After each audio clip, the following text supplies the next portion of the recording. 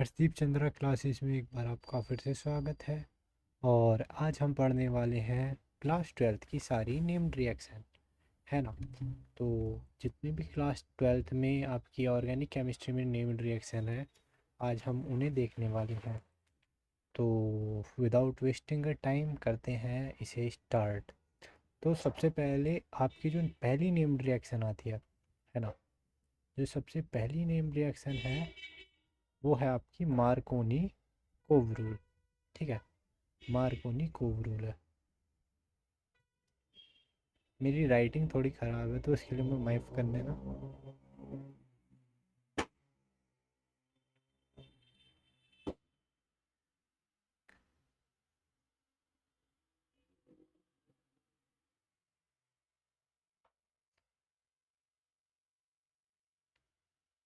ठीक है, Markovnikov CoV rule. अब तुम सोच रहे होगे मार्कोनी कोव रूल है क्या चीज़। तो बेसिकली ये जो मार्कोनी कोव रूल है, ये होता है आपके इथीन्स के लिए, मतलब जो डबल बॉन्ड वाले कंपाउंड होते हैं उनके लिए होता है एक तो ये, है ना।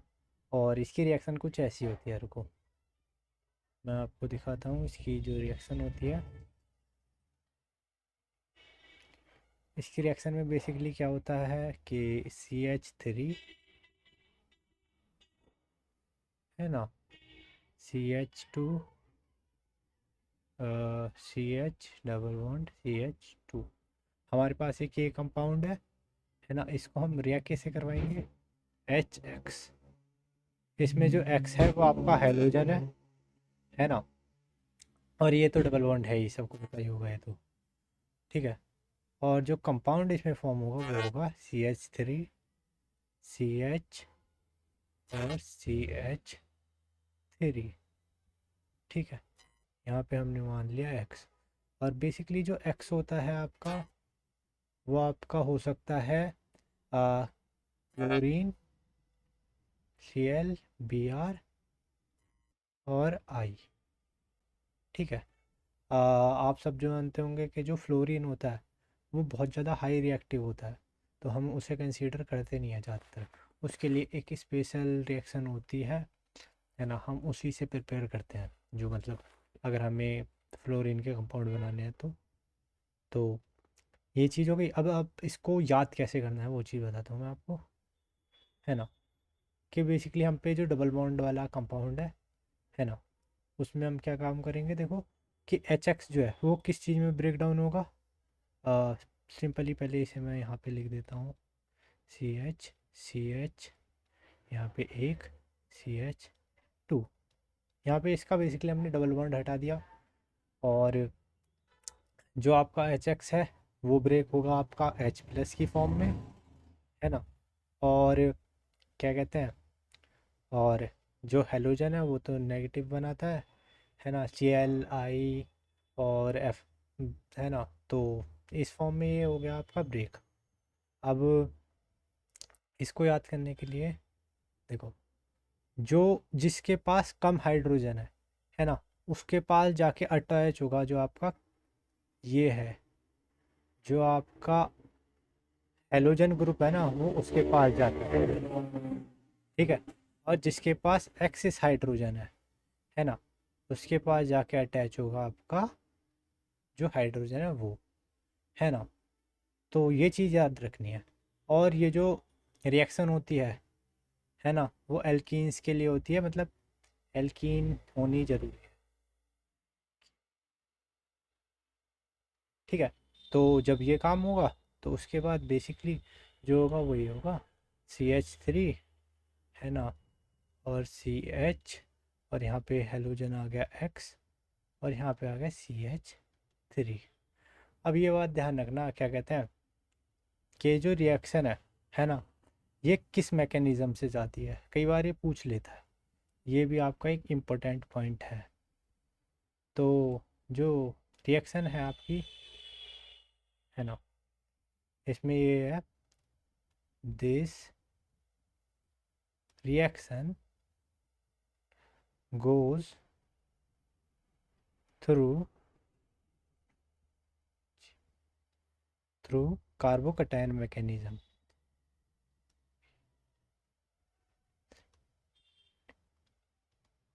कार्बोकैटायन, है ना।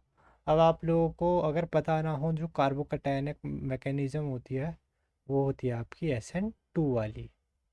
ठीक है, SN2 जो आपकी कार्बोकैटायन मैकेनिज़्म होती है, MECH। ठीक है, तो ये तो बात हो गई हमारी सबसे पहली नेम रिएक्शन की, जो है आपकी मार्कोनी कोव रूल। ठीक है, इसमें हमने जो भी इम्पोर्टेंट पॉइंट थे वो डिस्कस कर लिए। और अगर याद करने का एक तरीका अगर लिखना चाहूँ, तो इसमें नीचे की साइड हम लिख देते हैं कि जिसके पास एक्सेस H प्लस है, एक्सेस H, है ना, उसके पास जाएगा आपका H प्लस, है ना, और लीस्ट H, है ना, उसके पास जाएगा आपका हैलोजन ग्रुप। ठीक है, आई होप आपको ये जो मार्कोनी को रूल है ये समझ आया होगा। अब हम बढ़ते हैं हमारी अगली नेम रिएक्शन की तरफ, तो पढ़ते हैं फिर।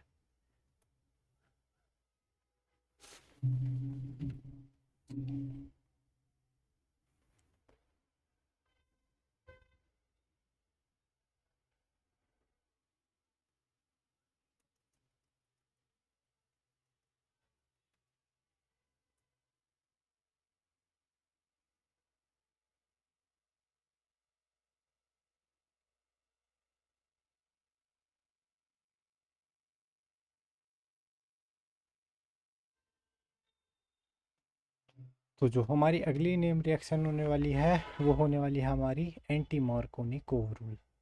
ठीक है, जैसे मार्कोनी कोव रूल रहता है ना, वैसे ही ये रिएक्शन भी है, बस इसमें कुछ चेंजेस होते हैं, है ना, क्योंकि हमें दूसरा कंपाउंड बनाना है तो जाहिर सी बात है कुछ डिफरेंट अप्रोच रखनी पड़ेगी।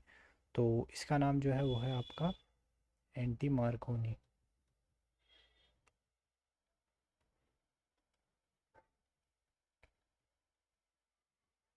Anti Markovnikov CoV.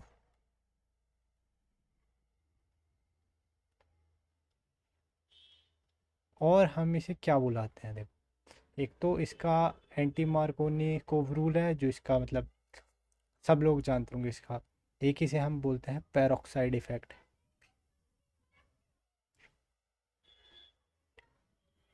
Peroxide effect. ठीक है, और इसे हम एक और चीज़ बोलते हैं, वो बोलते हैं खरास, है ना। ये खांसी वाले खरास की बात नहीं हो रही भाई, खरास इफेक्ट।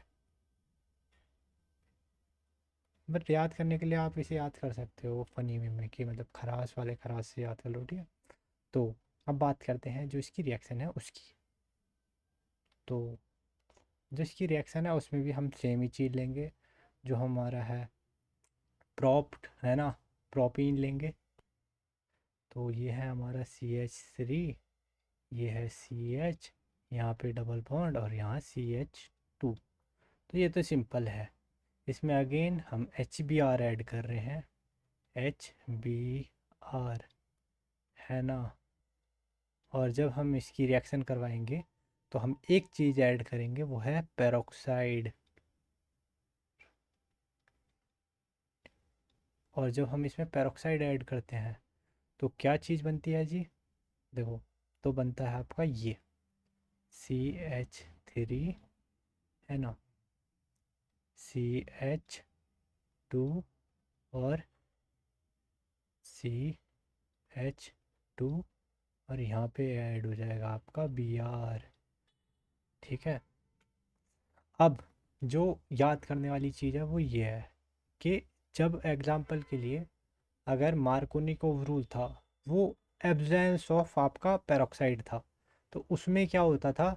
जैसे अगर हम मार्कोनी और एंटी मार्कोनी की बात करें, इसमें ये देखो कि इसमें बेसिकली हुआ है तो सबसे पहले आपका CH3 जो था, है ना, CH3, यहाँ से हमने बॉन्ड हटा दिया, यहाँ CH2 आ गया।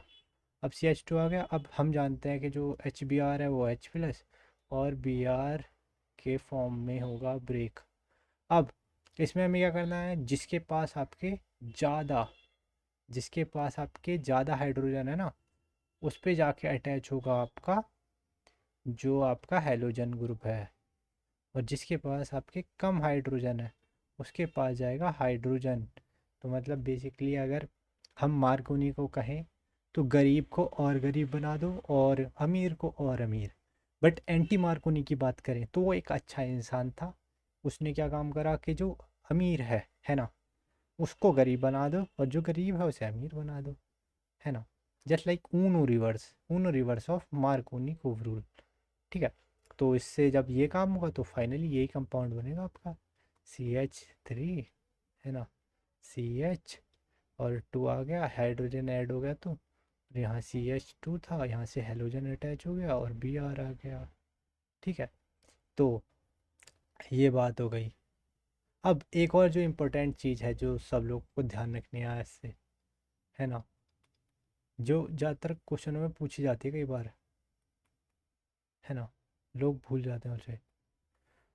वो चीज़ है आपकी कि दिस रिएक्शन, मतलब ये जो रिएक्शन है ये किस मैकेनिज्म के थ्रू जाती है। This reaction goes through free radical mechanism.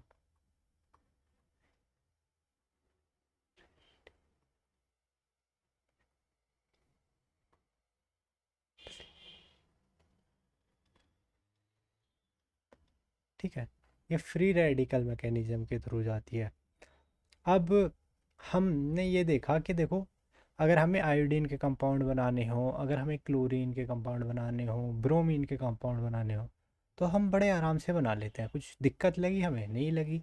अब ये सोचो ना कि यार ज़रूरी थोड़ी है हमें आयोडीन और फ्लोरीन और ब्रोमीन के कंपाउंड बनाने हो, है ना।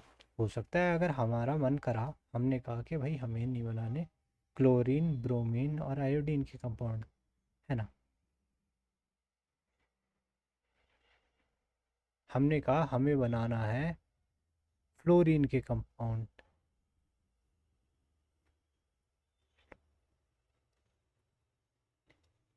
है ना। अब हमने कहा हमें फ्लोरीन के कंपाउंड बनाना है, तो जाहिर सी बात है उसके लिए भी तो हमारे पास कुछ होना चाहिए। तो उसके लिए भी हमारे पास एक नेम्ड रिएक्शन है ना, जो कि हमारी अगली नेम रिएक्शन होने वाली है। वो होने वाली है फिंकल स्टीन रिएक्शन। ठीक है। तो अगर next reaction is Finkelstein, है ना। चलो अब हम लिख रहे हैं फिंकल,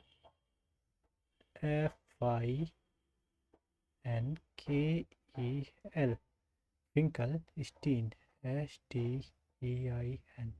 और ये दूसरा वाला स्टीन नहीं है जो आजकल बहुत पॉपुलर हो रहा है। ठीक है, ये बेचारा भोला वाला केमिस्ट्री वाला स्टीन है। ठीक है। तो अब बात करते हैं ये कैसे क्या होता है भाई, है ना, इसका क्या है। तो बेसिकली हमारा जो, ये बताओ क्या है, ये एल्काइल हैलाइड, है ना।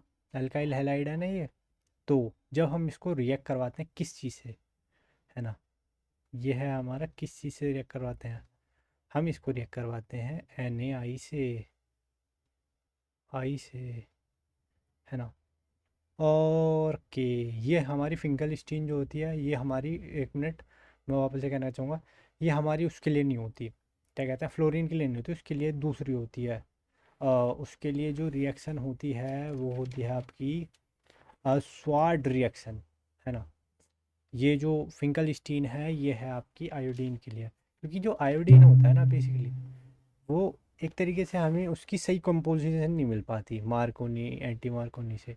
तो स्पेसिफाइड ना हमने जो यूज़ करा, वो यूज़ करा हमने फिंकल स्टीन। और हमें जब क्या कहते हैं एल्केल, मतलब आयोडीन कंपाउंड बनाने हैं तो उसके लिए हमने यूज़ करा आपका फिंकल स्टीन रिएक्शन, है ना। तो ये बात, और एक और बात इसके बाद मैं आपको नोट में बताऊंगा कि जो आपकी एंटी मार्कोनी होती है ना, वो केवल और केवल ब्रोमीन के लिए यूज़ होती है। मतलब अगर आप उसको आयोडीन के केस में यूज़ करोगे ना, है ना, नहीं आयोडीन नहीं, सॉरी, क्लोरीन के केस में, तो जो आपकी मार्कोनी को मार्कोनी रिएक्शन है, मार्कोनी को रूल जो है वो एग्जैक्टली मार्कोनी की तरह बिहेव करेगा, एंटी मार्कोनी मार्कोनी की तरह बिहेव करेगा। बस मैं बेसिकली ये बात आपको क्लियर करना चाहता हूँ। तो ये बात थी, ठीक है। तो अभी हम इसे कंप्लीट करते हैं, ठीक है। तो इसके लिए हमने ले लिया यहाँ पे ड्राई एसीटोन, ड्राई है ना एसीटोन, एसीटोन ले लिया और यहाँ पे हमारा कंपाउंड बना RI है ना प्लस NaX। तो ये है आपकी फिंकलस्टीन रिएक्शन। अब इसमें जो हम ये कंसीडर करते हैं ना, मतलब जो हैलोजन इसमें लेना है, हमें ये ध्यान रखना है, वो लेना है हमें क्लोरीन और ब्रोमीन। फ्लोरीन में मतलब एक तरीके से जो फ्लोरीन अगर आप इसे मिलेंगे तो वो रिएक्शन परफॉर्म नहीं होगी। और आयोडीन के केस में आयोडीन खुद को डिस्प्लेस करके खुद ही वाला तो हिसाब हो नहीं सकता, तो इसलिए हम इसमें आयोडीन भी नहीं लेंगे, ठीक है। आई होप आपको ये वाली रिएक्शन समझ आई हो। तो अगर आपको ये वाली रिएक्शन समझ आई तो फिर हम बढ़ते हैं अपने जो पॉइंट था वो वाला, क्या कहते हैं उसे, नोट में लिख लेना चाहो तो आप, मैं पहले बताना भूल गया था। नोट क्या लिखना है नोट में कि फॉर क्लोरीन है ना, हमारा जो था क्लोरीन के लिए था ना, नॉट फॉर क्लोरीन, तो एंटी मार्कोनी रूल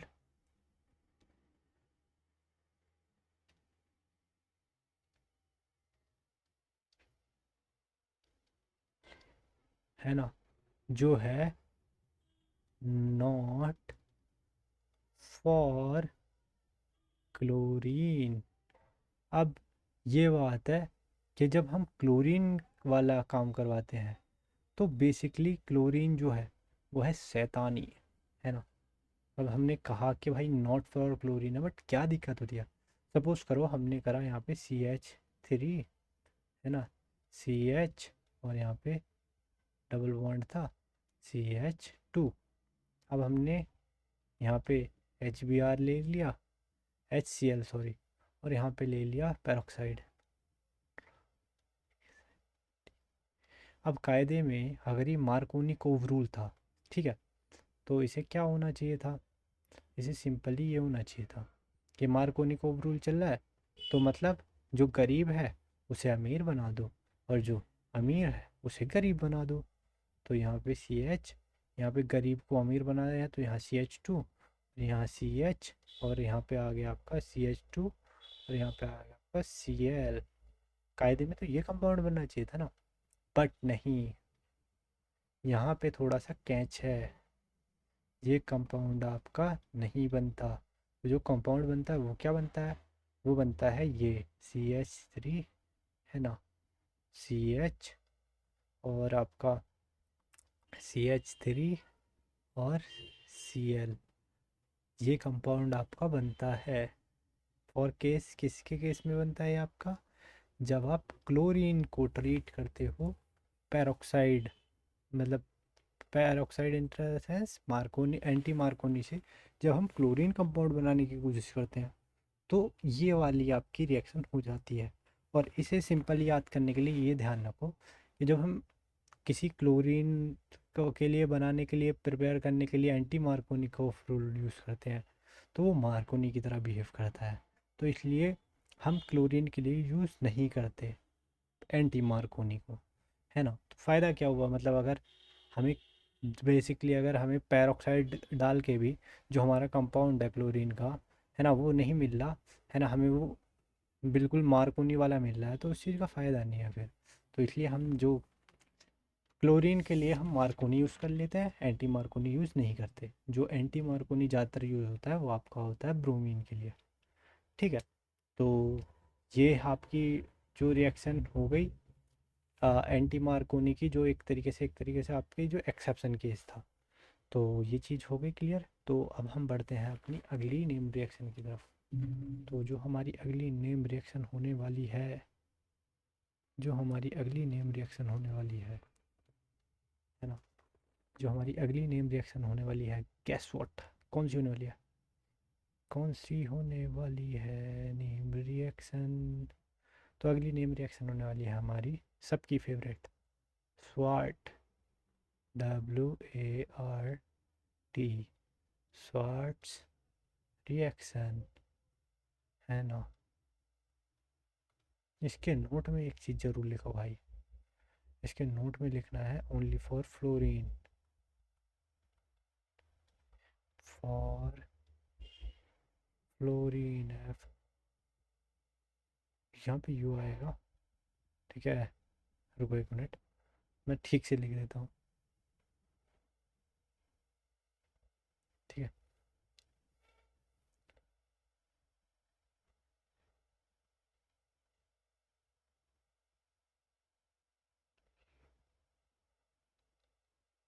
इसे फ्लोरीन बोल दो या फ्लोराइड बोल दो, है ना। तो वो चीज़, तो अब इस रिएक्शन को समझते हैं जल्दी जल्दी, ठीक है। तो जो रिएक्शन इसकी है वो है RX, है ना, एल्काइल हैलाइड अगेन, तो इसमें तो कोई डाउट नहीं होना चाहिए। और AgF, है ना। इसकी प्रेजेंस में जब हम इसकी रिएक्शन करवाते हैं तो आपका जो कंपाउंड बनता है ना, वो बनता है आपका R और F, ठीक है। और बनता है आपका AgX। अब एक और चीज़ ध्यान रखना, पता है क्या, कि जो इसमें हम लेते हैं, इसमें और भी कैटलिस्ट ले सकते हैं, कैटलिस्ट नहीं मतलब जो कंपाउंड है और भी ले सकते हैं। तो इसमें जो हम ले सकते हैं वो ले सकते हैं HgF भी ले सकते हैं, और इसमें हम क्या ले सकते हैं, और इसमें हम ले सकते हैं COF2 भी ले सकते हैं, और इसके साथ साथ हम ले सकते हैं SbF3, है ना। ये सारे कंपाउंड हम इसमें ले सकते हैं अगर हमें क्या कहते हैं एल्काइल फ्लोराइड बनाना है तो ये चीज़ है। जब बेसिकली हम एल्काइल हैलाइड को ट्रीट करते हैं AgF के साथ रिएक्ट करवाते हैं, तो हमें जो मिलता है वो मिलता है बेसिकली फ्लोराइड कंपाउंड, है ना। जो AgX है वो रिमूव हो जाता है। और इसमें AgX तो आपको पता ही होगा, AgX जो इसमें मतलब इसमें जो X ले सकते हैं ना, वो कुछ भी ले सकते हैं, क्योंकि फ्लोरीन जो है वो बहुत पावरफुल होता है। एक्सेप्ट फ्लोरीन ही मत लेना, नहीं तो फिर सेंस नहीं रहेगा ना उसका। एक तो Cl ले सकते हैं, Br, और आपका I हो गया, ठीक है। अब इसे शॉर्ट में अगर लिखना हो तो बेसिकली ये लिखो RX, और यहाँ पे इसके सारे लिख लो कि भैया क्या क्या ले सकते हैं। तो HgF ले सकते हो, और ले सकते हो AgF ले सकते हो, और ले सकते हो आपका क्या ले सकते हो COF2 ले सकते हो, और ले सकते हो आपका SbF3 ले सकते हो। जब इन सारी चीज़ों के साथ जब रिएक्शन होती है तो क्या बनाती है आपकी, वो बनाती है आपकी RF। और मैं सपोज कर रहा हूँ कि जो बाय प्रोडक्ट है ऑर्गेनिक में उसे ज़्यादातर कंसीडर नहीं करते, बट अगर आप कॉम्पिटिटिव एग्ज़ाम की तैयारी कर रहे हो तो कई बार आपको इन चीज़ों का पता होना चाहिए, है ना, कि इनके कलर कैसे होते हैं, इसकी फाउल स्मेल होती है या नहीं होती। कई बार जो आपके असेसन रीजन है ना, और आपके जो पैराग्राफ वाले क्वेश्चन होते हैं तो उसमें आ जाते हैं ये सारी चीज़ें। तो बेसिकली ये कह देता है कि कंपाउंड X है, उसको रिएक्ट करवाते हैं हम, है ना, तो एक स्मेल वाला सब्सटेंस निकलता है या एक चमकने वाला सब्सटेंस निकलता है, ऐसी चीज़ें पूछ लेता है। तो उस केसेस में आपको बस थोड़ा बहुत पता होना चाहिए। नहीं तो अगर आप बोर्ड के परस्पेक्टिव से पढ़ रहे हैं तो डेफिनेटली अगर आपको नहीं पता तो चल जाएगी बात, ठीक है। तो अपनी नेक्स्ट नेम रिएक्शन की तरफ बढ़ते हैं जल्दी जल्दी, है ना। तो हमारी नेक्स्ट जो नेम रिएक्शन होने वाली है ना, our next name reaction is Sandmeyer, Sand MEYER reaction, ठीक है। हमारी अगली जो नेम रिएक्शन है वो है सैंडमेयर। तो सैंडमेयर जो रिएक्शन होती है ना, जिन लोगों को नहीं पता उनको मैं बता दूं, वो होती है एनिलीन के लिए। जिन्हें नहीं पता एनिलीन क्या होती है तो उन्हें भी मैं बता दूं कि जब आप बेंजीन के ऊपर NH2 अटैच कर देते हैं तो उसे बोलते हैं एनिलीन। ठीक है।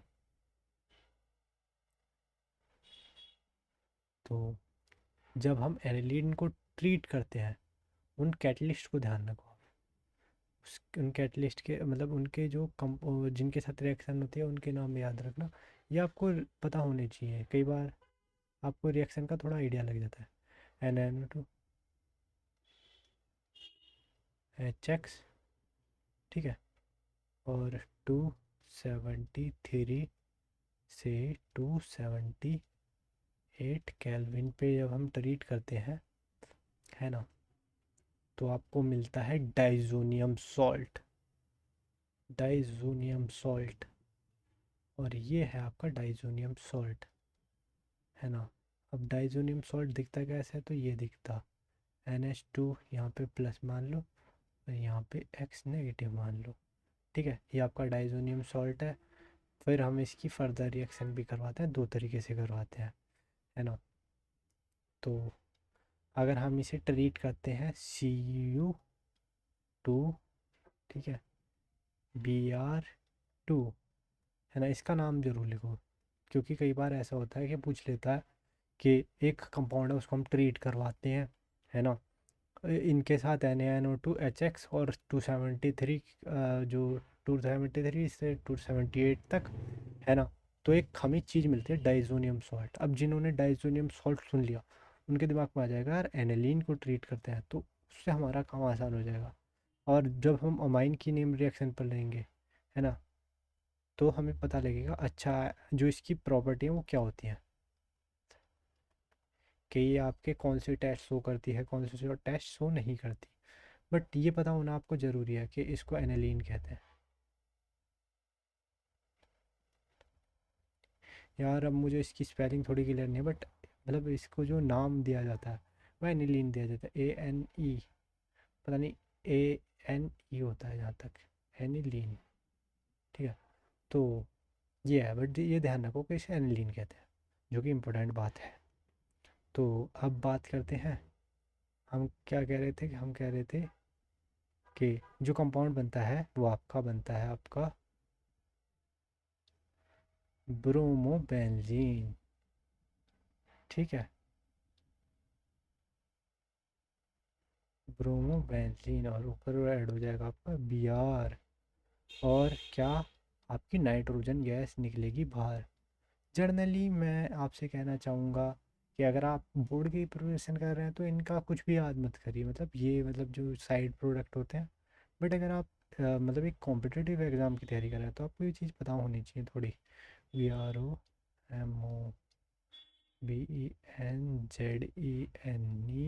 बेंजीन, ठीक है। तो ये तो बात हो गई आपकी जब ब्रोमोबेंजीन बनानी हो।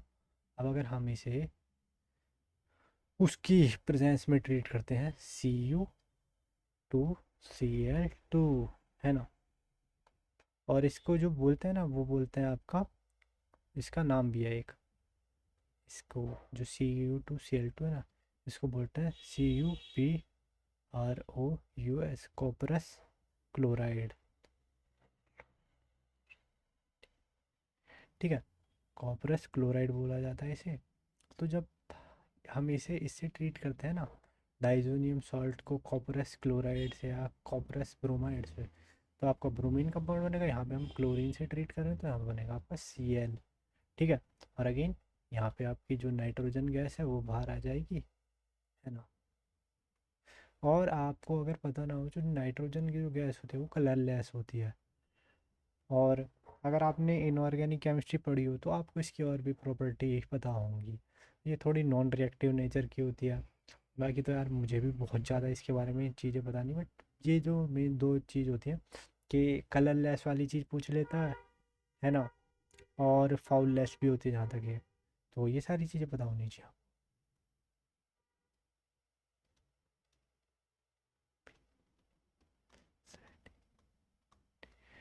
ये क्लोरोबेंजीन बन गई आपकी।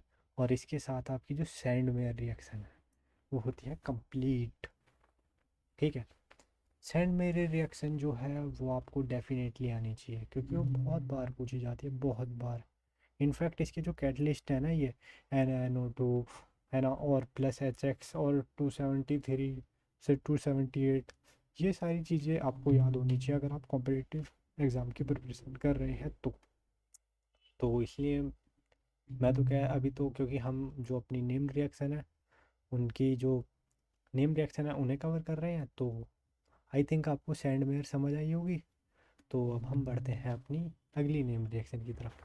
और जो अगली हमारी नेम रिएक्शन होने वाली है ना, जो हमारी अगली नेम रिएक्शन होने वाली है वो होने वाली गेटरमैन्स रिएक्शन, है ना, GATTER,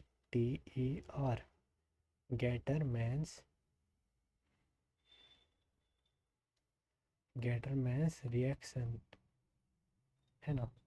तो अभी हमने देखा था कि जो जो सैंड में रिएक्शन थी वो कौन से कंपाउंड के लिए थी, तो वो थी एनिलीन के लिए। और उसमें जब हम रिएक्ट करवाते थे तो क्या बनता था आपका डाइजोनियम सॉल्ट। ऑल्सो आपकी उसके लिए है, एनिलीन के लिए।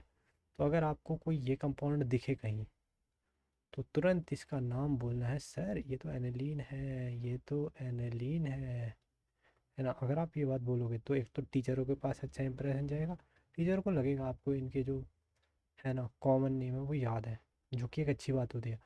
तो इसमें जो एक कैटलिस्ट है वो तो सेम रहता है, NaNO2 वाला, बट एक चीज़ चेंज होती है इसमें, है ना। नहीं नहीं नहीं नहीं, इसमें ज़्यादातर सेम ही रहता है, बस इसमें जो फाइनल स्टेप है ना वो चेंज होगा।